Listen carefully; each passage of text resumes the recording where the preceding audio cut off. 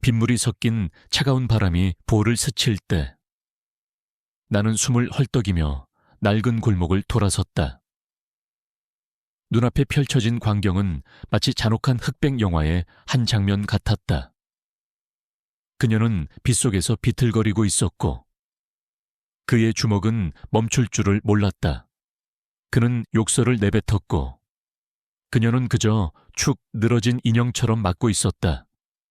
주위 사람들은 그저 웅성거리며 구경만 할 뿐. 아무도 나서지 않았다. 나는 이 비극적인 광경을 보며 심장이 얼어붙는 것 같았다. 그 순간 작은 아이의 목소리가 들렸다. 엄마, 엄마, 그 작은 아이. 서너 살쯤 되어 보이는 사내아이가 그 야만적인 남자에게 달려들었다. 작은 주먹으로 남자의 바짓가랑이를 쥐어뜯으며 서럽게 울부짖었다. 엄마 때리지 마, 나쁜 아저씨. 남자는 짜증스러운 듯 아이를 발로 찼다. 그 작은 몸은 빗물 웅덩이로 나뒹굴었고 나는 더 이상 참을 수 없었다. 내 안에 무언가가 폭발했다. 나는 망설임 없이 그 남자에게 달려가 그의 멱살을 잡고 벽으로 밀쳤다. 그는 놀란 얼굴로 나를 노려보았지만 내 눈에 담긴 분노에 기가 질린 듯했다. 당신 대체 누군데? 그는 소리쳤지만 나는 아무 말도 하지 않았다. 대신 쓰러진 그녀와 아이를 일으켜 세웠다. 그녀의 눈은 공허했고 아이는 엉엉 울고 있었다. 나는 그들의 손을 잡고 그곳을 떠났다. 그날 이후 나의 삶은 다시 시작되었다. 나는 김민준, 올해로 쉰을 바라보는 중년의 남자다. 사람들은 내 나이를 듣고 놀라곤 했다. 나는 겉모습보다 훨씬 늙어 보였기 때문이다. 얼굴에는 깊은 주름이 패였고 머리는 이미 절반 이상이 하얗게 새어 있었다. 사람들은 흔히들 말하는 풍파를 많이 겪은 얼굴이라고 했다. 실제로도 그랬다. 나의 삶은 고요하고 때로는 지루했다. 나는 서울의 한적한 골목길에서 낡은 서점을 운영하고 있다. 이름은 시간의 서재. 거창한 이름과는 달리 먼지 쌓인 헌책들로 가득한 작은 공간이다. 이곳은 나의 안식처이자 나의 감옥이었다. 아내가 세상을 떠난 지 10년이 흘렀고 두 아이는 모두 성인이 되어 유학을 떠났다. 큰아들 상현은 뉴욕에서 미술을 공부하고 있고 딸 지은은 런던에서 의학을 전공하고 있다. 그들은 가끔 전화로 안부를 물어왔지만 그뿐이었다. 우리는 서로에게 익숙해진 타인처럼 되어버렸다. 전화가 끊긴 후에 정적은 나를 더욱 외롭게 만들었다. 나는 그들의 삶에 더 이상 깊숙이 관여할 수 없었고 그들 역시 나의 삶에 들어오려 하지 않았다. 그저 안부를 묻는 의례적인 관계. 그것이 우리가 가진 전부였다. 나의 하루는 늘 똑같았다. 아침에 일어나 서점 문을 열고 커피 한 잔을 마시며 낡은 책들을 정리했다. 손님은 거의 없었다.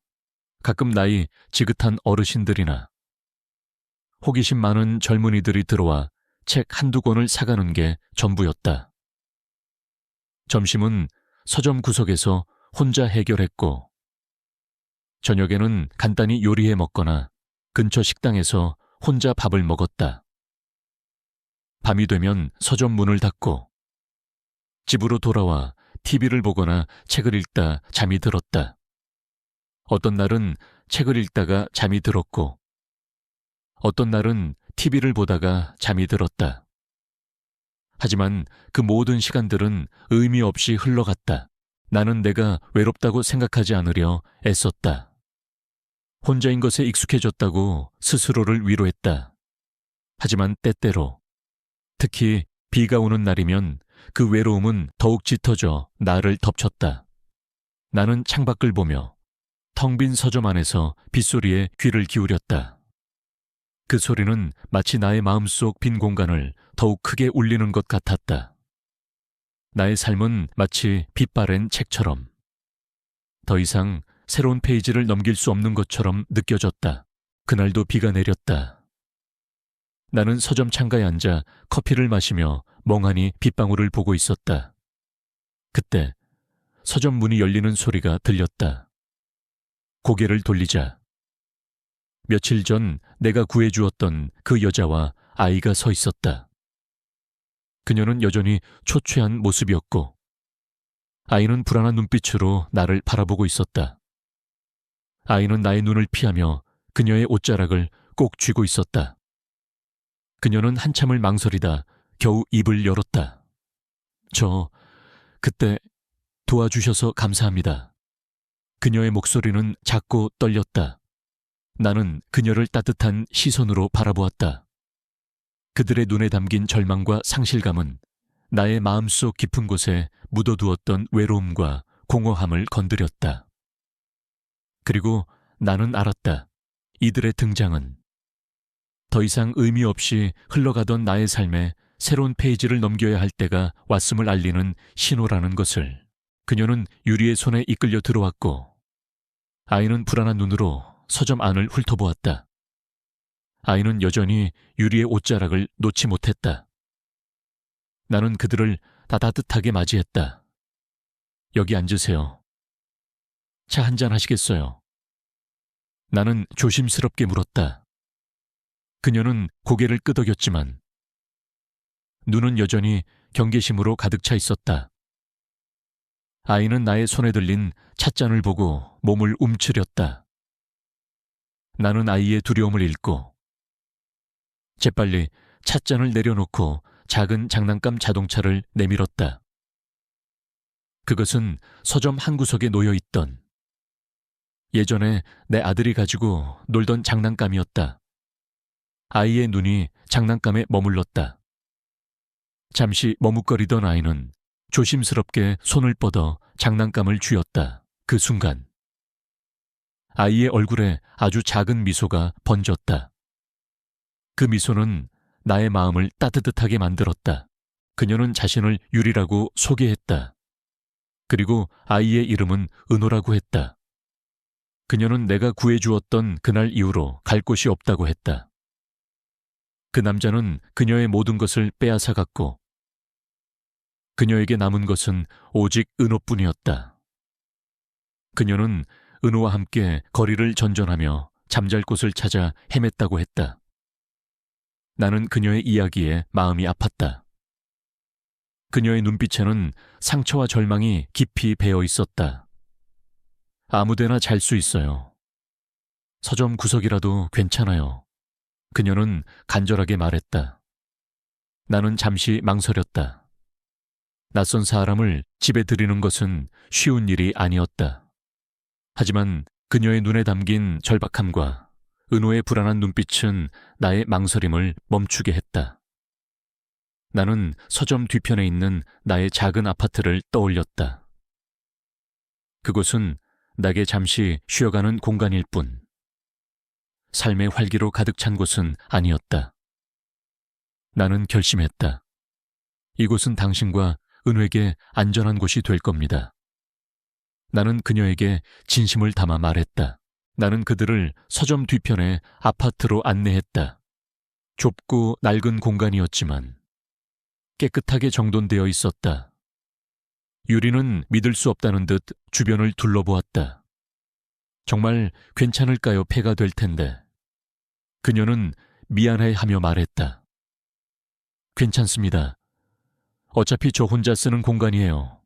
그리고 은호는 아이는 안전한 곳에서 쉬어야죠. 나는 은호를 내려다보며 말했다. 은호는 내가 내민 따뜻한 손길에 더 이상 몸을 움츠리지 않았다. 그날 밤 나는 유리가 가져온 짐을 보았다. 작은 배낭 하나가 전부였다.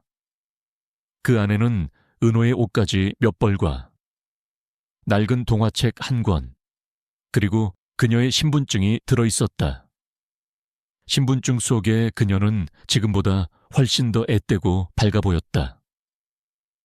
나는 신분증을 조심스럽게 내려놓으며 그녀의 삶이 얼마나 많은 고통을 겪어왔는지 짐작할 수 있었다. 유리와 은호가 나의 집에 머물게 된 첫날 밤, 나는 잠을 이루지 못했다.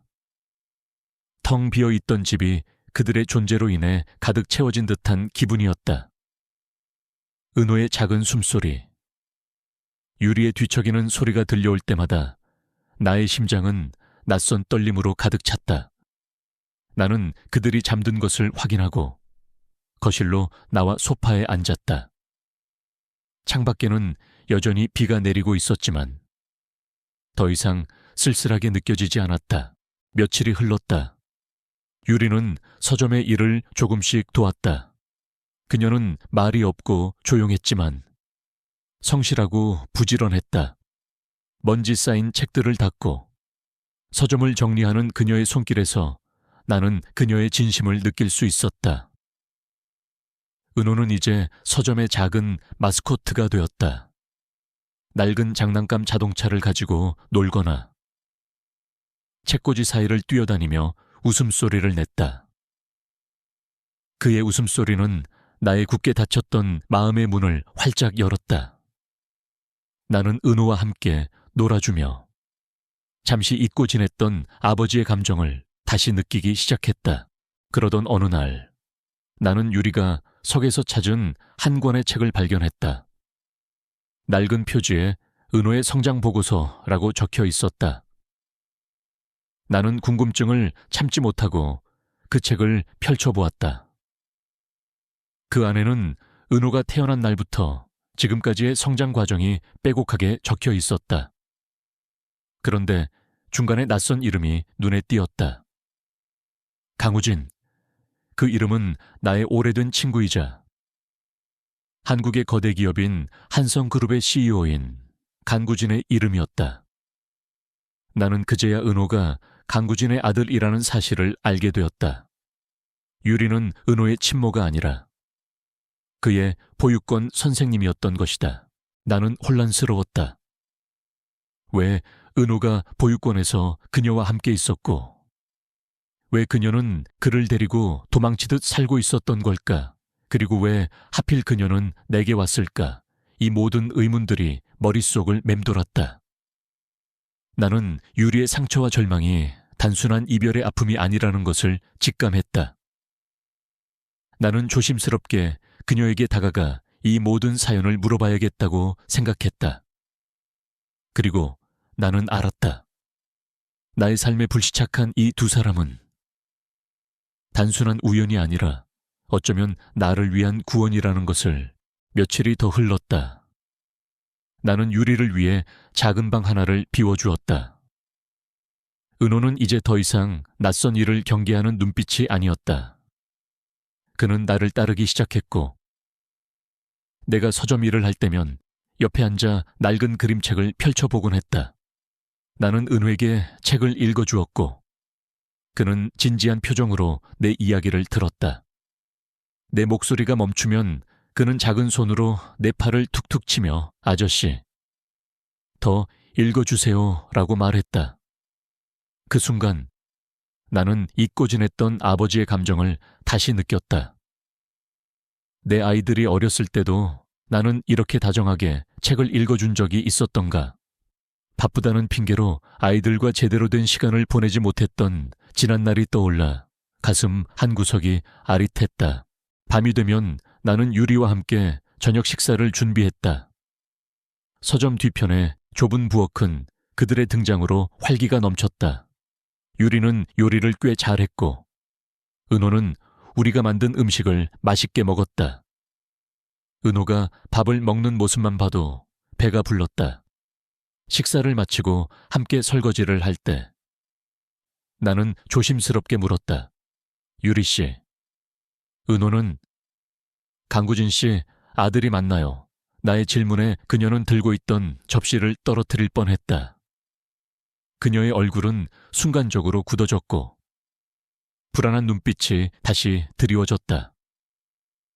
나는 그녀를 다그치지 않고 조용히 그녀의 대답을 기다렸다. 한참의 침묵 끝에 그녀는 작은 목소리로 말했다. 네, 맞아요. 저는 그분의 아들을 잠깐 돌봐줬을 뿐이에요. 그녀의 목소리는 떨렸다. 그날 밤 나는 유리로부터 모든 이야기를 들을 수 있었다. 그녀는 원래 보육원에서 교사로 일하고 있었다. 은호는 그 보육원의 아이였고 어릴 때부터 부모의 사랑을 받지 못하고 자랐다. 강구진은 사업가로 성공했지만 가족과 화목하지 못했고 아내와는 이미 이혼한 상태였다. 그는 아들인 은회에게도 무심했고 그저 보육원에 맡겨놓고 방치했다. 유리는 그런 은호를 보살피며 진심으로 사랑해 주었다. 은호는 그녀를 친엄마처럼 따랐고 그들의 관계는 단순한 교사와 학생의 관계를 넘어섰다. 문제는 강구진이 새로운 사업을 시작하면서부터였다. 그는 자신의 이미지를 위해 아들을 찾아가겠다고 했고 보육원 측은 은호를 강구진에게 돌려보내려 했다. 유리는 은호가 그에게 돌아가면 다시 버려질 것을 알았기에 그를 데리고 도망치기로 결심했다고 했다. 그녀는 내가 만났던 그 남자, 즉 강구진이 고용한 비서에게 쫓기고 있었던 것이다. 그 남자는 은호를 데려가기 위해 그녀를 괴롭혔고 그 과정에서 폭력이 오갔던 것이었다. 그녀의 이야기를 듣고 나는 마음이 무거웠다. 그 남자가 어떤 목적으로 유리를 때리고 협박했는지 비로소 알게 되었다. 그녀는 은호를 보호하기 위해 자신의 모든 것을 희생하고 있었다. 그리고 나는 나의 오랜 친구 강구진에게 실망했다. 그는 성공한 사업가였지만 아들을 방치하고 무자비한 행동을 저지른 사람이었다. 나는 그에게 연락해서 모든 것을 따져 묻고 싶었지만 우선은 유리와 은호를 보호하는 것이 먼저였다. 나는 유리에게 나의 결심을 이야기했다. 걱정하지 마세요. 당신과 은호를 내가 지켜주겠습니다. 나는 그녀의 손을 잡고 말했다. 그녀의 손은 차가웠지만 나의 따뜻한 손길에 힘을 얻은 듯 천천히 온기를 되찾았다. 그녀는 눈물을 흘리며 내게 고마움을 표했다. 그 눈물은 그녀의 아픔과 함께 나의 마음속 깊은 곳에 묻혀있던 공허함을 씻어내고 있었다. 그 순간 나는 알았다. 우리가 함께하는 이 시간이 단순한 우연이 아니라 서로를 위한 구원이라는 것을 나는 그녀에게서 삶의 의미를 찾았고 그녀는 내게서 안전과 안식을 찾았다. 우리는 그렇게 서로에게 기대어 작은 가족을 이루기 시작했다. 우리는 조심스럽게 서로의 삶을 공유하기 시작했다. 유리는 은호가 잠든 후 차분하게 자신의 과거를 이야기해 주었다. 그녀는 고아원에서 자랐고 힘든 어린 시절을 보냈다고 했다. 성인이 된 후에도 세상은 그녀에게 그리 친절하지 않았다. 여러 곳에서 아르바이트를 전전하다 보육원에서 일하게 되었고 그곳에서 은호를 만났다. 은호는 늘 혼자였고 다른 아이들과 잘 어울리지 못했다. 유리는 그런 은호에게 마음이 쓰였다고 했다. 저 아이는 저와 같아요. 세상에 혼자 남겨진 것 같은 기분. 그 기분을 누구보다 잘 알아요. 그녀의 말은 내 가슴을 팠다. 그녀의 이야기는 내게 깊은 공감과 연민을 불러일으켰다. 나 역시 나의 이야기를 꺼내기 시작했다. 나의 삶은 겉으로 보기에는 평온했지만 내면은 텅 비어 있었다. 아내와의 마지막 순간을 나는 아직도 생생하게 기억했다. 그녀는 암 투병 끝에 세상을 떠났고 나는 그녀를 잃은 슬픔에 깊은 절망 속으로 빠져들었다. 아이들이 있었지만 그들은 그들만의 삶을 살고 있었다. 나는 그들에게 짐이 되고 싶지 않았다. 그래서 나는 나의 슬픔을 혼자 감당하려 했다. 서점은 나의 피난처였지만 동시에 나의 슬픔을 가두는 감옥이기도 했다. 매일매일 똑같은 일상을 반복하며 나는 마치 살아있는 시체처럼 존재했다. 유리는 나의 이야기를 조용히 들어주었다. 그녀의 눈빛에는 동정심이 아닌 깊은 이해가 담겨 있었다. 아저씨는 좋은 분이세요. 아저씨 덕분에 은호가 웃음을 되찾았어요. 그녀의 말에 나는 고개를 숙였다. 좋은 사람이라고 불릴 자격이 내게는 없다고 생각했다. 나는 그저 외로웠을 뿐이었다. 그리고 그녀와 은호의 존재는 나의 외로움을 채워주는 유일한 빛이었다. 우리는 매일 밤 그렇게 서로의 이야기를 나누며 상처받은 영혼을 위로했다. 나는 그녀의 고통스러운 과거를 이해하게 되었고, 그녀는 나의 깊은 슬픔을 알게 되었다. 우리는 서로의 아픔을 보듬어주며 조금씩 가까워졌다. 나는 그녀가 힘들었던 시간에 기대어 울 수 있는 어깨가 되어주고 싶었고, 그녀는 나의 텅 빈 마음을 따뜻하게 채워주었다. 은호는 우리 관계의 다리 역할을 했다. 그는 나를 아저씨라고 부르다가 어느 날부터 아빠라고 부르기 시작했다. 처음에는 당황스러웠다. 나는 친아빠가 아니었고 그럴 자격도 없다고 생각했다. 하지만 은호의 맑은 눈을 보며 나는 그를 외면할 수 없었다. 유리는 그저 미소 지으며 은호의 손을 잡고 은호야, 아저씨한테 고맙다고 해야지 라고 말했다. 은호는 나의 손을 잡고 아빠, 사랑해요 라고 말했다. 그 말에 나의 심장은 멈추는 것 같았다. 수십 년 동안 잊고 지냈던 감정, 누군가를 사랑하고 사랑받는다는 감정이 나의 심장을 다시 뛰게 했다. 우리의 관계는 서서히 변화했다. 우리는 이제 단순한 동거인이 아니었다. 나는 그녀와 은호의 든든한 버팀목이 되어주고 싶었고, 그녀는 나의 삶에 새로운 활력을 불어넣어 주었다. 서점은 더 이상 쓸쓸한 공간이 아니었다. 은호의 웃음소리가 울려 퍼졌고, 유리가 직접 만든 쿠키 냄새가 가득했다.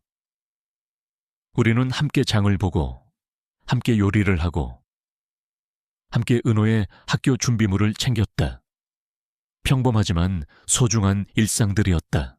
그러던 어느 날, 나는 유리가 밤늦도록 잠 못 이루는 것을 보았다. 그녀는 잠든 은호를 보며 눈물을 흘리고 있었다. 무슨 일 있어요? 나는 조심스럽게 물었다. 그녀는 고개를 저었지만 눈물은 멈추지 않았다. 무서워요. 다시 그 사람들에게 잡혀갈까봐. 은호를 빼앗길까봐 너무 무서워요. 그녀의 목소리는 절망으로 가득 차 있었다. 나는 그녀를 따뜻하게 안아주었다. 그녀의 어깨는 떨리고 있었다. 나는 그녀의 등을 토닥이며 속삭였다. 걱정하지 말아요. 내가 지켜줄게요.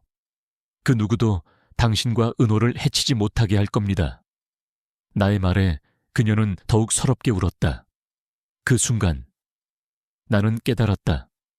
나는 그녀와 은호를 단순히 돕는 것이 아니라 진심으로 그들을 사랑하고 있다는 것을, 이 감정은 단순한 동정심이나 연민이 아니었다. 그것은 나의 삶을 통째로 뒤흔들 만한 진정한 사랑의 시작이었다. 우리는 매일 아침 서점 문을 열고 저녁에는 함께 저녁 식사를 준비하며 하루를 보냈다. 우리의 일상은 잔잔했지만 그 속에는 따뜻함과 안정감이 가득했다. 은호는 서점의 활력소였다. 그는 낡은 책들을 가지고 자신만의 이야기를 만들어냈고, 나는 그 이야기를 듣는 유일한 관객이었다. 유리는 이제 나의 삶에서 없어서는 안 될 존재가 되었다. 그녀의 손길이 닿은 서점은 더욱 깔끔하고 아늑해졌고, 그녀가 만든 음식은 나의 텅 빈 마음을 채워주었다. 어느 날 오후, 은호가 서점 안에서 놀다가 발을 헛디뎌 넘어졌다. 큰 소리에 나는 깜짝 놀라 달려갔다. 은호는 무릎에서 피를 흘리며 울고 있었다. 유리는 새파랗게 질린 얼굴로 은호를 안아들었다. 나는 서둘러 구급상자를 가져와 은호의 상처를 치료해 주었다. 은호는 아픈 와중에도 나의 손을 잡고 아빠, 아파 라고 말했다. 나는 그의 작은 손을 꼭 잡고 괜찮아, 아빠 여기 있어 라고 말했다. 그 순간 나는 내가 이 아이의 아빠가 되고 싶다는 강렬한 감정을 느꼈다. 유리는 나의 모습을 보며 눈물을 글썽였다. 그녀의 눈빛은 그 어느 때보다 따뜻하고 진심이 담겨 있었다. 은호의 상처가 아물자 우리는 은호를 데리고 동네 공원으로 산책을 나갔다. 벤치에 앉아 은호가 뛰어노는 모습을 보며 우리는 마치 진짜 가족이 된 것 같은 기분을 느꼈다. 유리는 아저씨, 아니, 아빠 덕분에 은호가 이렇게 밝아졌어요. 정말 고마워요 라고 말했다. 그녀의 목소리는 진심으로 가득 차 있었다. 나는 그녀의 손을 잡고 고맙다고 하지 말아요. 내게도 당신과 은호는 구원과 같아요 라고 말했다. 그녀는 나의 말에 미소를 지었다. 그녀의 미소는 내 마음을 평화롭게 만들었다. 그날의 햇살처럼 따뜻했다. 며칠 후 나는 서점에서 일을 하다가 문득 아내가 남긴 낡은 일기장을 발견했다. 일기장 속에는 아내의 진심이 담겨 있었다. 그녀는 내가 바쁘다는 핑계로 가족을 소홀히 했던 것을 슬퍼했고 내가 외로워 보인다는 것을 걱정했다. 그녀는 나의 행복을 진심으로 바라고 있었다. 아내의 일기장을 읽으며 나는 눈물을 흘렸다. 나는 내 가족을 외면하고 나의 슬픔에만 빠져 있었다는 것을 깨달았다. 그때 유리가 나게 다가와 따뜻한 차 한 잔을 내밀었다. 그녀는 나의 눈물을 보았지만 아무 말도 하지 않았다. 그저 조용히 내 곁에 앉아주었다. 그녀의 침묵은 그 어떤 위로의 말보다 더 큰 위안이 되었다. 그날 밤 나는 아내의 사진을 꺼내어 유리에게 보여주었다. 이 사람이 제 아내였습니다. 나는 조용히 말했다. 유리는 사진을 보며 따뜻한 미소를 지었다. 아름다운 분이시네요. 그녀는 사진 속 아내를 보며 말했다. 나는 아내에게 이야기하듯 말했다. 미안해. 여보, 내가 당신을 외롭게 했었어. 하지만 이제 나도 행복해지고 싶어. 나는 진심으로 아내에게 용서를 구했다. 그리고 유리의 손을 잡았다. 그녀의 손은 따뜻했고 그 온기는 나의 마음속 깊은 곳까지 스며들었다. 나는 그녀와 함께 새로운 삶을 시작하고 싶었다. 하지만 행복은 잠시였다. 다음 날 아침 서점 문을 열자 낯선 사람들이 서점 앞에 서 있었다. 그들은 정장 차림이었고 그들 가운데에는 내가 낯익은 얼굴이 보였다. 바로 나의 오랜 친구이자 은호의 친아버지인 간구진이었다. 그는 냉철한 눈빛으로 서점 안을 훑어보았고 그의 시선은 은호를 향해 있었다. 그는 나를 보고 민준아, 오랜만이다 라고 말했다. 그의 목소리는 차가웠다. 나의 심장이 쿵 하고 떨어지는 것 같았다. 나는 알았다. 우리의 평화로운 일상이 이제 곧 깨질 것이라는 것을, 그리고 나는 이 모든 것을 지키기 위해 싸워야 한다는 것을. 나는 강우진의 얼굴을 마주하고 심장이 철렁 내려앉았다. 그의 뒤에 서 있는 두 남자는 며칠 전 유리를 괴롭히던 남자들이었다. 나는 은호를 내 뒤로 숨기고 유리를 보호하듯 강우진을 마주섰다. 우진아, 오랜만이다. 여긴 어떻게? 나의 목소리는 불안하게 떨렸다. 강우진은 냉정한 눈빛으로 나를 훑어보았다. 소문 듣고 왔어. 내 아들이 내 서점에 있다며 그의 목소리에는 차가운 비즈니스 냄새가 났다. 그는 은호를 발견하고 한 발자국 다가섰다. 은호야. 아빠야. 그는 은호에게 다정하게 말하려 애썼지만 그의 눈빛은 그저 소유물을 되찾으러 온 주인 같았다. 은호는 나의 옷자락을 더욱 세게 움켜쥐었고 유리의 손을 잡고 몸을 떨었다.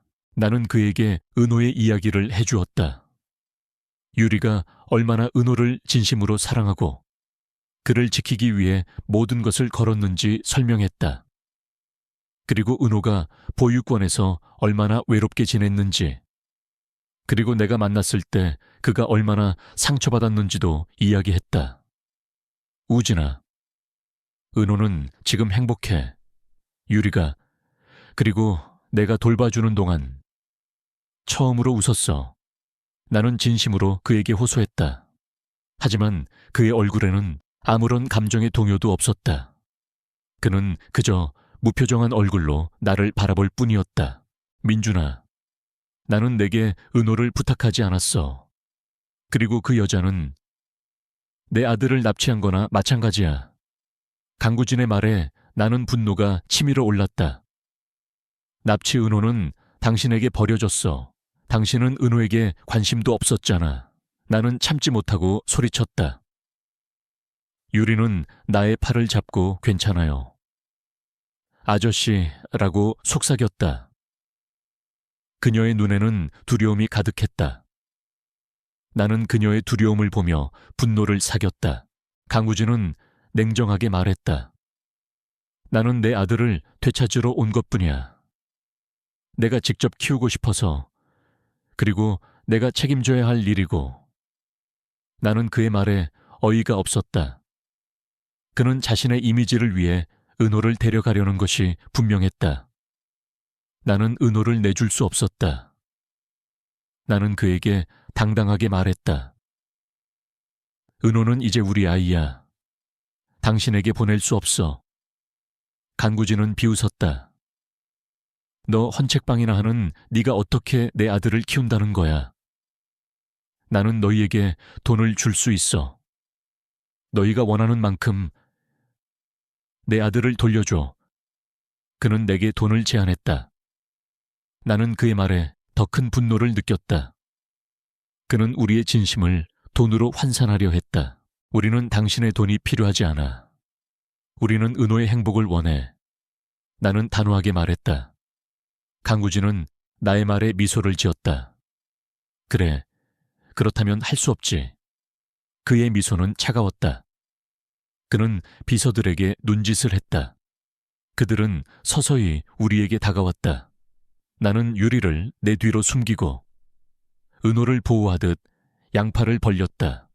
한 발짝이라도 더 다가오면 가만히 있지 않을 거야. 나의 목소리는 분노로 가득했다. 그때 서점 안으로 동네 사람들이 들어왔다. 그들은 나의 서점을 자주 찾는 단골 손님들이었다.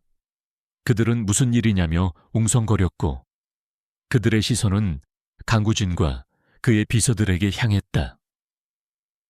강구진은 곤란한 표정을 지었다. 그는 더 이상 대놓고 폭력을 행사할 수 없었다. 강구진은 나를 노려보며 말했다. 이 일은 아직 끝나지 않았어. 조만간 다시 찾아올 거야.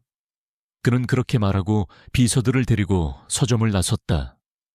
그들이 떠나자 나는 다리에 힘이 풀려 주저앉았다.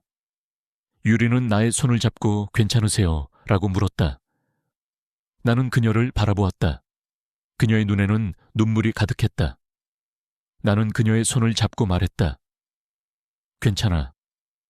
내가 지켜줄게. 은호는 내게 안겨 아빠.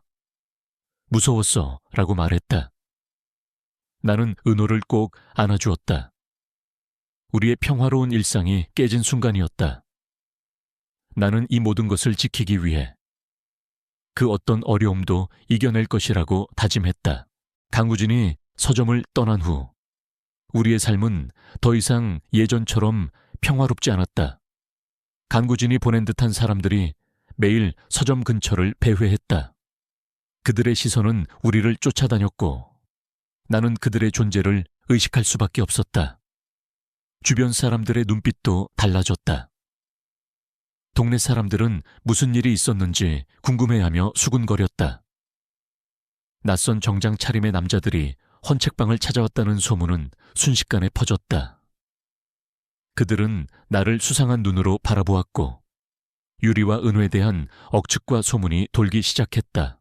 저 여자 혹시 저 아저씨 애인 아니야? 나이 차이도 많이 나던데. 아니야. 내가 듣기로는 저 여자가 어딘가에서 애를 데려와서 아저씨한테 맡긴 거래. 헌책방 아저씨가 재산이 좀 있나 보지. 저런 젊은 여자가 왜 저런 늙은 남자한테 붙겠어. 나는 그들의 수군거림을 들으며 마음이 찢어질 것 같았다. 그들은 우리의 진심을 보지 못했다. 그들은 그저 겉모습만을 보고 판단했다.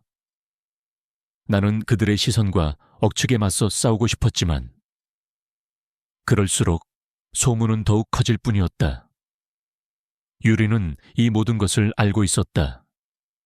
그녀는 사람들의 눈을 피하려 애썼고 그녀의 얼굴에는 다시 어두운 그림자가 드리워졌다.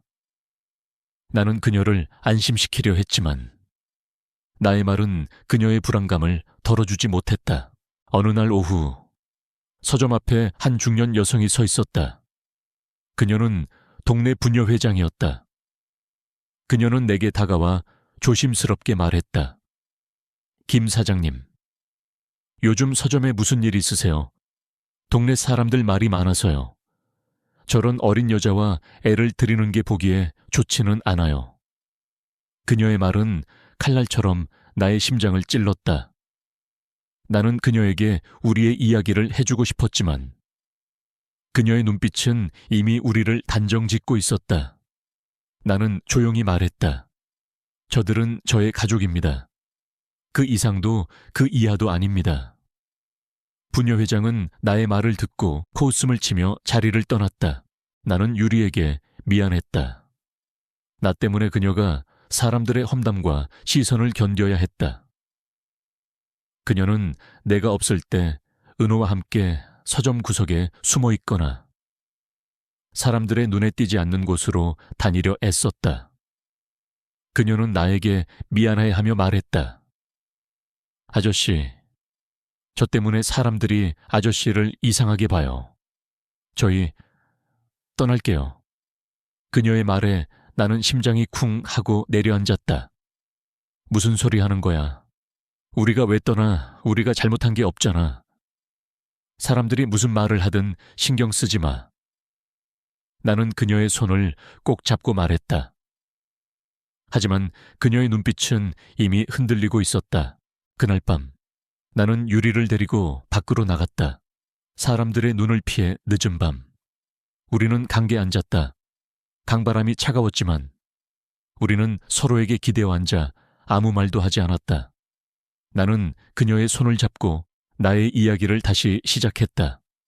아내가 떠난 후 내가 얼마나 외로웠는지, 그리고 얼마나 삶의 의미를 잃고 살았는지. 유리 씨, 당신과 은호가 나에게 와준 후로 나는 다시 숨을 쉴 수 있게 되었어요. 당신과 은호는 나의 전부가 되었어요. 이 감정은 사람들이 말하는 그런 가벼운 감정이 아니에요. 나는 당신을 사랑합니다. 나는 조심스럽게 나의 마음을 고백했다. 그녀는 놀란 눈으로 나를 바라보았다. 그녀의 눈가에 눈물이 맺혔다. 아저씨. 그녀는 떨리는 목소리로 나를 불렀다. 나는 당신과 은호를 지키기 위해 이 모든 것을 견딜 수 있어요. 그러니 제 곁에 있어 주세요. 나는 그녀에게 진심으로 간청했다.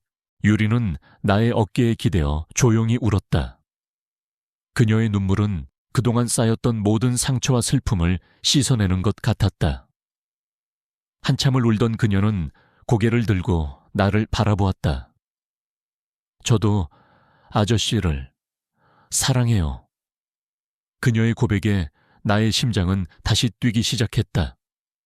우리는 서로의 손을 잡고 더 이상 흔들리지 않을 것이라고 다짐했다. 사람들의 시선과 험담은 중요하지 않았다. 우리의 사랑이 진실이라는 것을 우리는 알고 있었으니까. 우리는 함께라면 이 모든 어려움을 이겨낼 수 있을 것이라고 믿었다. 우리의 사랑을 확인한 후 우리는 더욱 단단해졌다. 사람들의 시선은 여전히 따가웠지만 우리는 서로에게 의지하며 그 시련을 견뎌냈다. 우리의 작은 가족은 그 어떤 방해에도 흔들리지 않을 만큼 강해졌다. 하지만 강우진은 포기하지 않았다. 그는 내가 운영하는 서점의 건물주를 찾아가 계약을 해지하려 시도했고 내 주변 사람들을 압박했다. 나의 오랜 친구인 강우진은 더 이상 내가 알던 사람이 아니었다. 그는 성공을 위해 모든 것을 버린 냉혈한 사업가였다. 어느 날 나는 강우진으로부터 전화 한 통을 받았다. 민준아, 마지막으로 한 번만 더 제안할게. 네가 원하는 만큼 돈을 줄게. 은호를 보내. 그의 목소리는 여전히 차가웠다. 나는 단호하게 거절했다. 우진아, 나는 네 돈이 필요 없어. 그리고 은호는 돈으로 살 수 있는 존재가 아니야. 나의 말에 그는 한숨을 쉬었다. 민준아, 네가 이렇게까지 나올 줄 몰랐다. 네가 버티면 모두에게 피해가 갈 거야. 그는 협박을 했다. 나는 그의 협박에 굴복하지 않았다. 며칠 후 나는 강우진의 비서로부터 연락을 받았다. 강우진이 호텔 연회장에서 기자회견을 연다는 소식이었다. 그는 은호를 공개적으로 발표하고 자신의 완벽한 가족 이미지를 만들어내려 하는 것 같았다. 나는 강구진의 의도를 단번에 알아차렸다. 그는 은호를 다시 보육원에 돌려보내려 했던 비정한 아버지가 아니라 아들을 찾기 위해 고군분투한 따뜻한 아버지로 포장하려 할 것이다. 나는 이 사실을 세상에 알려야겠다고 생각했다. 은호의 진정한 행복을 위해, 그리고 유리를 위해 나는 유리에게 모든 것을 털어놓았다. 그녀는 불안해하며 말했다. 아저씨, 위험해요. 그 사람들은. 나는 그녀의 손을 잡고 말했다. 걱정하지 마. 내가 함께 할게. 우리가 가진 진심을 사람들에게 보여줄 거야. 나는 강구진의 기자회견장으로 향했다. 유리는 나의 옆에서 은호의 손을 꼭 잡고 있었다. 연회장 안은 수많은 기자들로 북적였다. 강구진은 단상에 올라 마이크를 잡고 있었다. 그는 슬픈 표정을 지으며 말했다. 저의 아들이 불의의 사고로 사라졌었습니다. 저는 그동안 아들을 찾기 위해 백방으로 노력했습니다. 그리고 오늘 제 아들 은호가 돌아왔습니다. 그의 말은 거짓이었다. 은호는 사고로 사라진 것이 아니라 그의 무관심 속에서 버려졌던 것이다. 그가 자신의 이익을 위해 우리의 이야기를 조작하려 한다는 사실에 나는 분노가 치밀어 올랐다. 강구진이 연설을 마칠 때쯤 나는 용기를 내어 단상으로 걸어 올라갔다. 기자들은 나를 보고 웅성거렸다. 강구진은 놀란 얼굴로 나를 바라보았다. 민준아, 네가 여기 왜? 그는 당황했다. 나는 마이크를 잡고 말했다. 여러분, 저는 이분의 오랜 친구 김민준입니다. 그리고 저의 옆에 있는 이분이 이 은호라는 아이를 키워온 진짜 어머니 같은 존재입니다. 나는 기자들에게 유리와 은호의 이야기를 솔직하게 털어놓았다. 은호가 보육원에서 얼마나 외로웠는지, 그리고 강구진이 얼마나 무심했는지, 그리고 은호를 지키기 위해 유리가 얼마나 많은 고통을 겪었는지. 나의 진심 어린 이야기에 기자들은 술렁거렸다. 이분은 자신의 아들을 돈으로 사려 했고 은호를 지키려 한 이 여자를 괴롭혔습니다. 이 기자회견은 거짓입니다. 은호에게 필요한 건 돈이 아니라 사랑입니다. 나의 목소리는 힘이 있었다. 나는 강구진의 냉혈한 모습을 세상에 폭로했다. 강구진은 얼굴이 하얗게 질렸다. 기자들은 내게 질문을 쏟아냈고 나는 그들의 질문에 모두 진실만을 이야기했다. 유리는 나의 옆에서 눈물을 흘리고 있었다. 그녀의 눈물은 진실을 말해주고 있었다. 은호는 내게 안겨 아빠. 무섭지 않아. 아빠가 있어서 라고 말했다. 그 작은 말 한마디가 내게 큰 힘이 되었다. 기자회견은 아수라장이 되었다. 강구진은 아무 말도 하지 못하고 단상을 내려왔다. 그는 분노에 찬 눈빛으로 나를 노려보았지만 더 이상 나를 막을 수 없었다. 나는 우리의 진심을 세상에 알렸다. 그리고 나는 알았다. 우리가 이 모든 것을 이겨냈다는 것을. 우리의 사랑은 돈이나 명예로 살 수 없는 그 어떤 것보다도 값진 것이었다. 기자회견 이후 세상은 강우진의 이중적인 모습에 충격을 받았다. 언론은 그의 위선적인 행동을 비난했고 은호와 유리의 이야기는 많은 사람들의 마음을 울렸다. 나는 의도치 않게 유명인이 되었고 나의 작은 서점에는 수많은 기자들이 찾아와 인터뷰를 요청했다. 나는 조심스럽게 우리의 이야기를 세상에 알렸다. 나는 강구진을 비난하는 것이 아니라 은호에게 진정한 사랑과 가정이 필요하다는 것을 강조했다. 강구진은 언론에 거센 비난에 직면했고 그의 회사 주가는 폭락했다. 그는 모든 것을 잃을 위기에 처했다. 나는 그를 찾아갔다. 그는 초췌한 얼굴로 나를 바라보았다. 그의 눈에는 분노와 함께 깊은 절망이 서려 있었다. 민준아, 네가 이겼어. 그는 힘없이 말했다. 나는 그에게 차 한 잔을 내밀며 말했다. 우진아, 나는 너를 이기려 한 게 아니야. 나는 은호의 행복을 지키려 했을 뿐이야. 그리고 너도 행복해져야 해. 강우진은 나의 말에 눈물을 흘렸다. 그는 자신의 욕망과 이기심 때문에 가장 소중한 것을 잃을 뻔했다는 것을 깨달았다. 그는 내게 말했다. 나를 용서해줘. 나는 정말 아버지의 자격이 없었어. 나는 그의 어깨를 두드리며 말했다. 늦지 않았어. 이제라도 은호의 아버지가 되어줘. 강구진은 고개를 끄덕였다. 며칠 후 강구진은 나를 찾아왔다. 그는 더 이상 냉혈한 사업가가 아니었다. 그의 눈은 진심으로 가득 차 있었다. 그는 내게 말했다. 민준아, 나는 은호를 너에게 맡기려고 해. 너희가 은호에게 진짜 가족이 되어줘. 그리고 내가 너희에게 도움을 주고 싶다. 나는 그의 제안에 놀랐다. 그는 우리를 도우려 했다. 그는 은호와 유리가 안정적으로 살 수 있도록, 그리고 내가 더 이상 경제적인 걱정을 하지 않도록 도와주겠다고 했다. 나는 그의 제안을 거절하려 했다. 하지만 유리는 나의 손을 잡고 말했다. 아저씨, 아니, 여보, 받아들이세요. 은호를 위해, 그리고 우리를 위해. 당신은 혼자서 모든 것을 감당하지 않아도 돼요. 나는 유리의 말에 고개를 끄덕였다. 나는 그녀와 은호를 위해 그의 도움을 받아들이기로 했다. 간구진은 법적으로 은호의 양육권을 우리에게 넘겨주었고 우리는 정식으로 은호의 양부모가 되었다. 그는 우리에게 작은 건물을 선물해 주었다.